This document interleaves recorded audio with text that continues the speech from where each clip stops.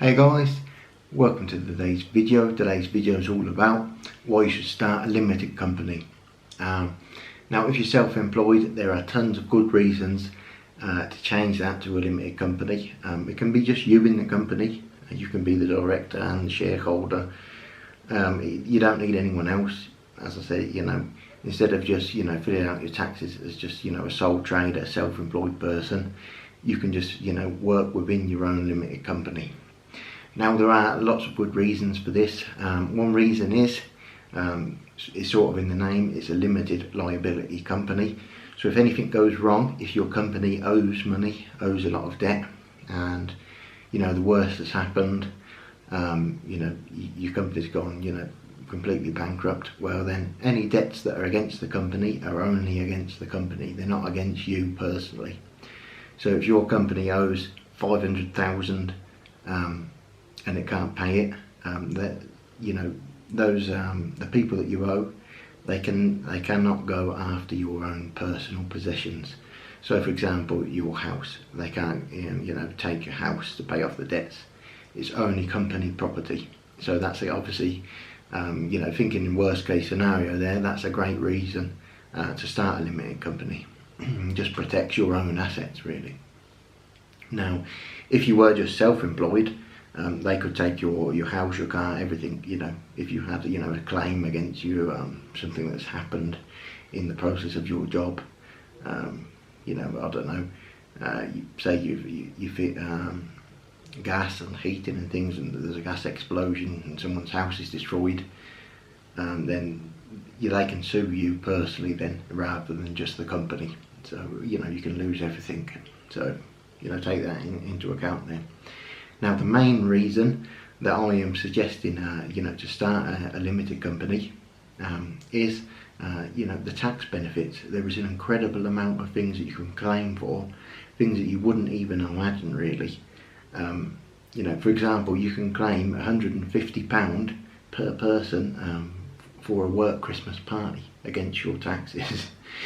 Now if you claim £1, $1 over, whatever it be, I'm talking about in the UK here, so pounds, it would be, you'd be responsible for all the tax. So that is the limit there in regards to the UK. In the US I'm not sure, but I'm sure similar things apply there, because they also have the same sort of limited companies and things. So have to check your own rules. But as far as the UK is concerned, as I said, £150 per person. You can claim for a Christmas party. You can claim anything you use in the process of your job. So if you use a car, you can claim for the car, as long as it's only used for your work. If you use your car in your own free time and use it for your work, then you can only claim a portion depending on how much time you use the car for work and how much time you use it for going shopping or whatever. You can also claim mileage. There's a certain amount there, I believe it's 45 pence per mile or something like that. You can claim that amount. You can claim parking tickets. There are endless things. Obviously repairs on the car, if it's only used for work, you can all of that will count. If you work from home, it actually gets a little bit interesting there. You can actually claim for a portion of your bills. Say you have an office, and just for example's sake, the office is a quarter of your total space in your house. If your house is 100 square meters, your office is 25, and it's just one floor. So a quarter of your bills and things you can claim back in your taxes, against your taxes. So you could the electric, internet, mortgage as well. The interest that you pay on your mortgage, you can claim a portion of that back as well. In this case it'd be a quarter. Obviously in general these will be much smaller amounts. I'm just saying, to make it easy mathematically, I'm just saying a quarter. Obviously an office would be a fairly small amount of space in a house. You'd have to work out the square meters in order to get the correct percentage that you'll be able to write off. But I mean, it's better than nothing. If you just regularly self-employed, then you can't claim that back. So You know, it's a great reason. You know, you will save a fortune in taxes. Now there's more things involved here.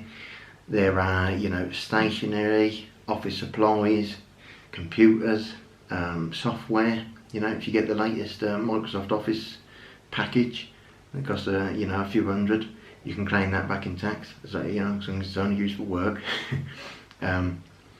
Now obviously people do claim things back in tax that are not always just for work, but yeah, that is illegal, so I wouldn't suggest that. Just have separate things. You know, if you have your own personal computer, then buy yourself another one with your company credit card or debit card, and use that just for work purposes. And you could, you know, if you earn a lot, and you've got a lot of taxes to pay, then you can buy a very expensive computer or a very nice car. I believe vehicles can be claimed back over a few years. It doesn't just have to be, you know, all in 1 year, because obviously they're expensive.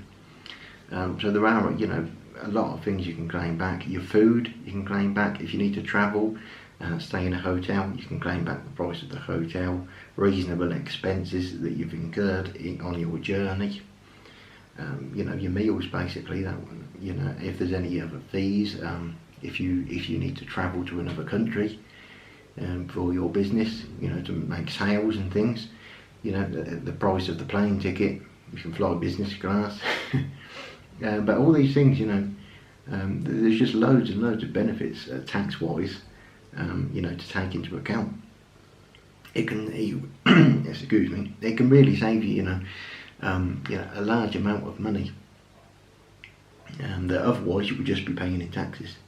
And it's all, you know, of great benefit to your company as well, because, you know, you're just buying more and more better equipment. If you're, for example, a carpenter, for example, then, you know, you can buy all of the best equipment there, and you can put that against your taxes. You make your job easier, make your life easier, make your work better. That's the point of it, really. The point of these tax breaks, it's all legal, that you can, you know, put that money against these taxes, so you're paying much lower tax, is to help improve companies, you know. So, you know, there's if you rent out a place, work, an office or something, again, that can be against taxes if you have, you know, an industrial unit or something. If you buy a place, a workplace, buy an actual, you know, warehouse or something, again, that can be. So there are many reasons. Another benefit as well is your company will pay corporation tax, which is 19%, and that's what these things will go against. So you'll be paying less corporation tax, but your wages will also be taxed at the usual rate, depending on how much you earn. So another thing you can do with a limited company is you can pay yourself less wages and keep that money in the company. You can leave that money in the company accounts. And you can. There's also a way that you can pay yourself dividends, you know, from the company, and then you won't be taxed as much, because that won't count, you know, as your general sort of income. There's a certain limit that you know, dividends can reach before they'll be taxed. So that's another way of just saving yourself a bit more on the income tax as well. You can even put health checks and things like that once a year, I believe it is, for each member of staff. And a certain amount of that, not all of that, but a certain amount of that can be, you know, claimed back. So that's my they're my suggestions of why you should start a limited company. There's loads of benefits. If you're just self-employed, you know, just change it now. It's easy to do. I believe you can just change it online. Perhaps it'll take half an hour or so, but honestly, you know, you can save yourself a huge amount of money, and you can make your work life a lot easier. You know, if you're a graphic designer or something, you can, you know, buy all the latest software, Photoshop, you know, the Adobe, whatever it's called, the Creative Cloud. You know, you can buy all of that, those subscriptions, those softwares, and you can, you know, you can use all that to claim back against your taxes there, so you won't be paying as much tax, and then you'll have the best equipment for your job as well. So, you know, give it a go. Look into it, and hopefully this can make your, you know, your work and your business a lot easier. You can get yourself some better stuff, and you can pay a lot less tax. So thanks for watching, guys. Give the video a like, and I'll see you in the next one.